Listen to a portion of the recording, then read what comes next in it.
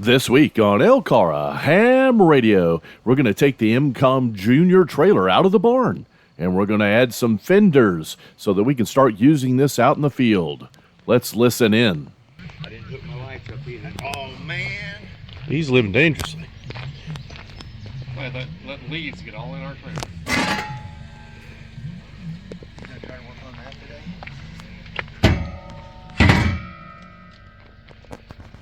Yeah, we're gonna see what we got to do to Well, make you some need to brackets. start with a drill, it looks like. Now to get this fenders up here.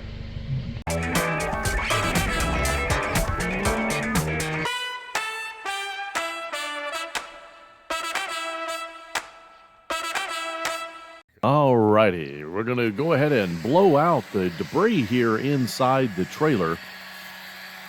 KY4CKP doing the honors. This has been in one of AC4DM's bigger barns, so it was pretty much kept out of the elements.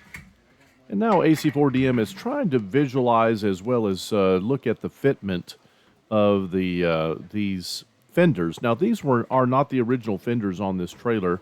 We cut those off in a previous video. I will try to put a card up in the top right corner where you can see that, but if you're not on a computer, you won't have the ability to go look at the previous video unless you search for it there on YouTube on our channel. But we're just taking off the side panels here so we have a little bit more room to work and line up the new fenders. We had a really good turnout on this particular workday. This is at LCARA. This is what we call an impromptu workday. We have actually scheduled workdays where we do repeater maintenance at our 2 repeater locations, but this is a called workday so that we can make some progress on the EmComm Junior. When winter came in, it's just not good enough weather, and it's too cold to be out there working with metal and so forth. So we've been waiting until spring to begin our adjustments and additions to EmComm Junior.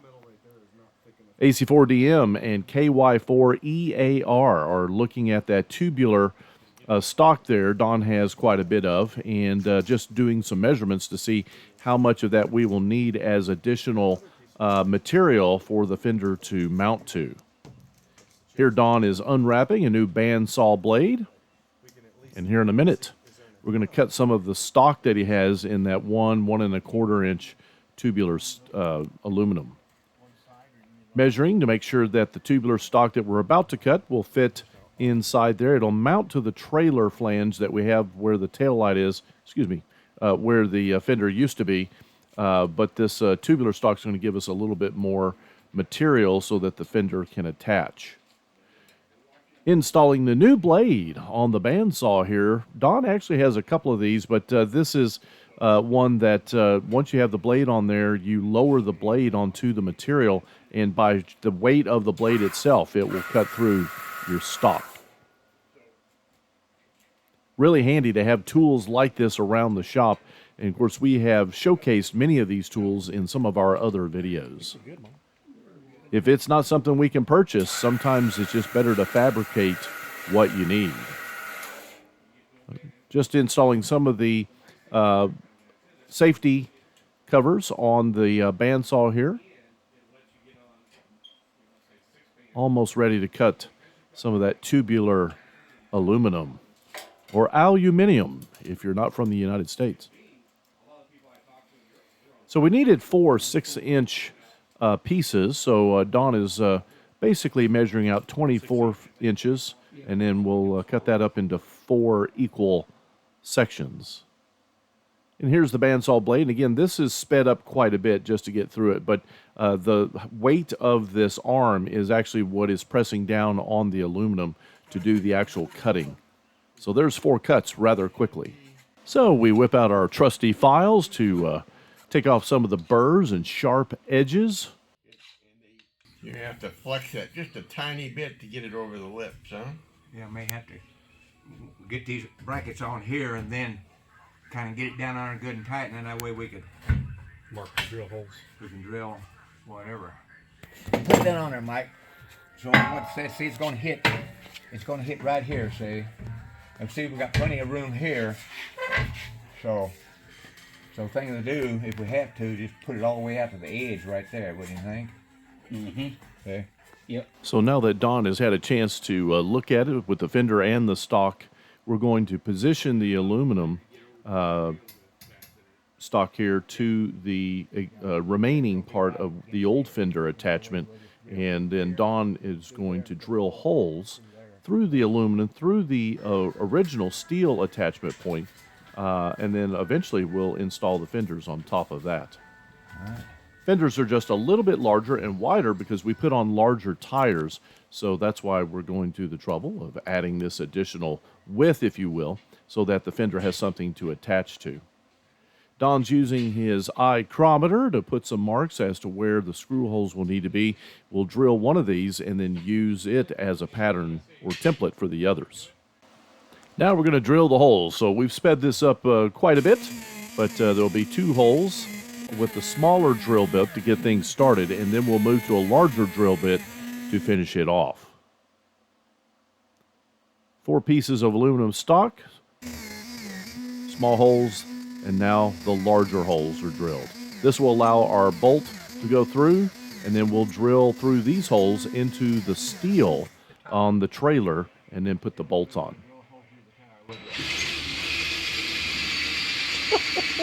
That'd be funny if he went through. You got a tire patch, Don?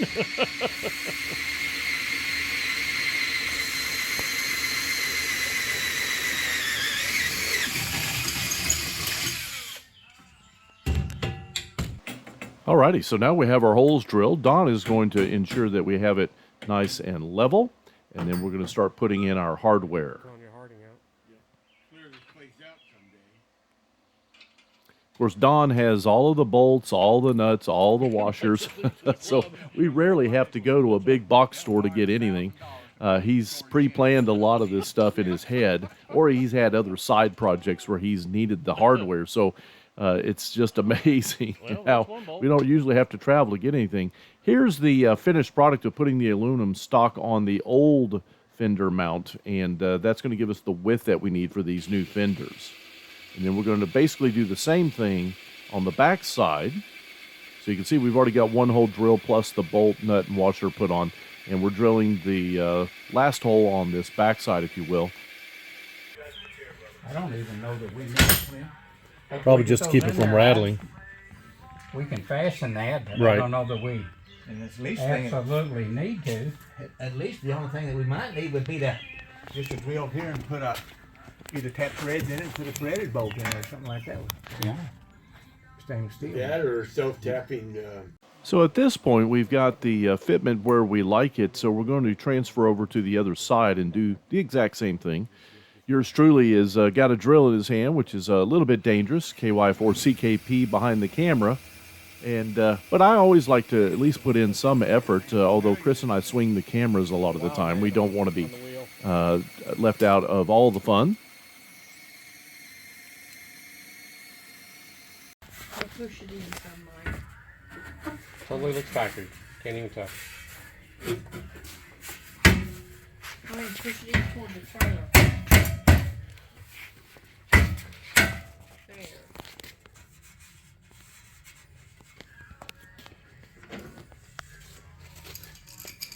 There. They're not sitting at the same height, are they? No, that one over there is just, So as you can see, we've got both of the fenders on at this point as almost where we want them. So at this point, we're going to start drilling some additional screws into the fender, into the stock that we've added, so that the fenders are properly anchored to the fender well, if you will. And then we'll also be installing some self-tapping screws from the fender into the rail of the trailer there at the top, so that the fender itself doesn't rattle. Don's using a punch, and then now he's going to go ahead and drill a pilot hole into the fender and ultimately into the aluminum behind it. The good thing is that it's aluminum's pretty soft, so drilling through this is a relatively easy endeavor. He's already through the fender, now he's drilling into the stock.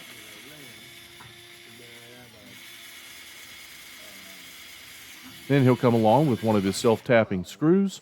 That'll go through the fender into the aluminum stock and hold that fender very well in position.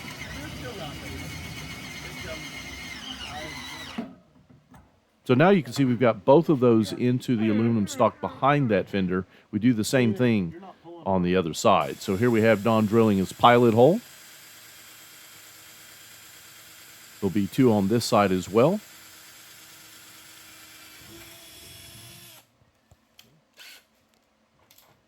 Anybody want to watch that video, just look up 4 low hand. Puts on his LOHAN. head there, and now the self-tapping screw. A little bit of pressure, and in it goes. After the 4 self-tapping screws into the aluminum stock on both sides of the fender down towards the bottom, and the self-tapping screws going into the rail of the trailer, those fenders are extremely tightly attached to the trailer and won't rattle. And well, you could even we actually demonstrated you could step on these and they'll hold you up. Ready? Yep. Set. Go. Oh, dang it. No, keep going. I'm sorry. Just messing with you. We can't even see ya. All we see is a blue hat. As our little waitress, this is called the blue hat.